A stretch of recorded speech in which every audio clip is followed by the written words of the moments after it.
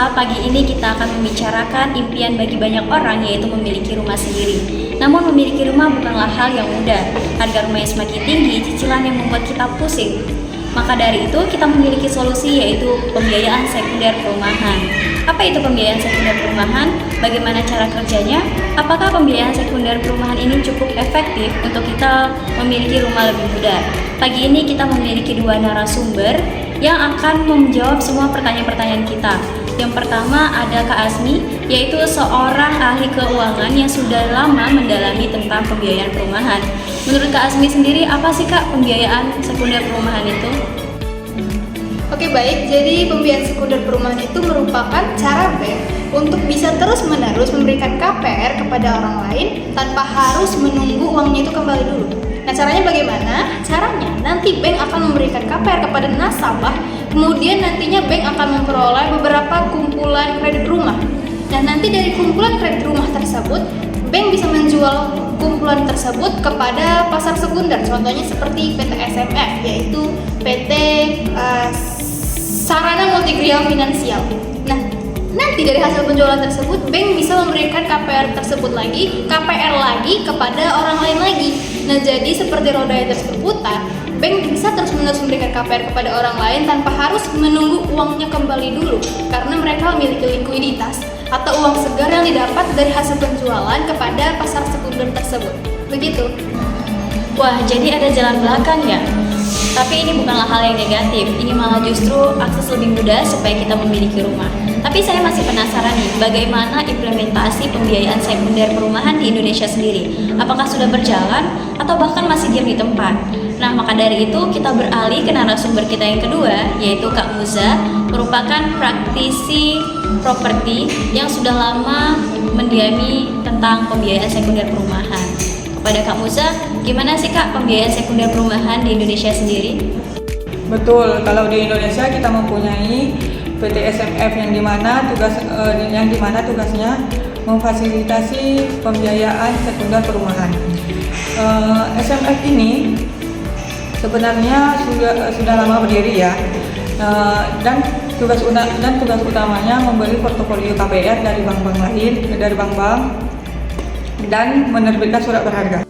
Nah, surat berharga ini dijual ke investor. Jadi, bank dapat uang dari penjualan itu dan bisa ngasih kredit perumahan lagi. Contohnya yang paling nyata misalnya di program FLPP atau bisa dibilang fasilitas likuiditas pembiayaan perumahan, di mana pembiayaan sekunder bantu banget supaya orang berpenghasilan rendah bisa mempunyai rumah dengan cicilan terjangkau. Jadi bank terbebani karena mereka sudah jual KPR yang udah mereka kasih ke SMF, dan duitnya diputar lagi buat bantu orang lain. Wah, ini penting banget nih bagi masyarakat yang pengen punya rumah tapi takut cicilannya memberatkan. Kak Asmi, saya jadi penasaran nih, apakah ada risiko bagi pembiayaan sekunder ini? Apakah aman atau bahkan bisa jadi bom waktu seperti krisis perumahan yang terjadi di Amerika pada tahun 2008? Nah, jadi pertanyaan cukup bagus. Memang krisis yang terjadi di Amerika tahun 2008 itu berkaitan dengan yang namanya sekuritisasi kredit rumah. Nah, itu mirip dengan pembiayaan sekunder perumahan, tapi bedanya di Indonesia kita punya yang namanya OJK dan Bank Indonesia, di mana mereka mengawasi agar kredit rumah yang dijual ke SMF itu tetap berkualitas, hanya yang berkualitas dan tidak asal-asalan. Nah, makanya sejauh ini di Indonesia ini kita masih terbilang cukup aman karena belum ada tanda-tanda bakal terjadi seperti krisis Amerika pada tahun 2008 saat itu. Oke, jadi selama ini dikontrol dengan baik, pembiayaan sekunder perumahan bisa menjadi solusi jangka panjang buat kita semua. Ini penting banget ya, karena akses ke perumahan yang layak merupakan hak bagi semua orang. Oke, Kak Muzayana, kalau kita berbicara soal masa depan pembiayaan sekunder ini, menurut kakak apa sih yang diharapkan atau apa yang kita harapkan di Indonesia? Apakah ini bakal jadi besar dan bermanfaat?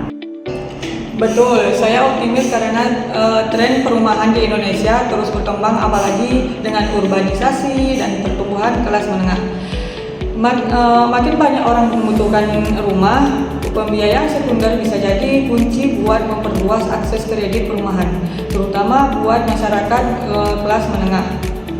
Tapi tentunya kita perlu dukungan lebih dari pemerintah, investor, dan juga regulasi yang kuat.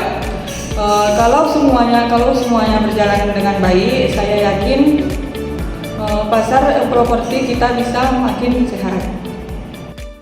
Wah, diskusi kita pada pagi ini sangat menarik ya. Jadi buat kita yang pengen punya rumah, jangan khawatir. Pembiayaan sekunder perumahan merupakan solusinya. Terima kasih saya ucapkan kepada narasumber yang telah berhadir menyampaikan ilmunya dan para pemirsa yang setia sekalian. Sampai jumpa lagi di episode selanjutnya.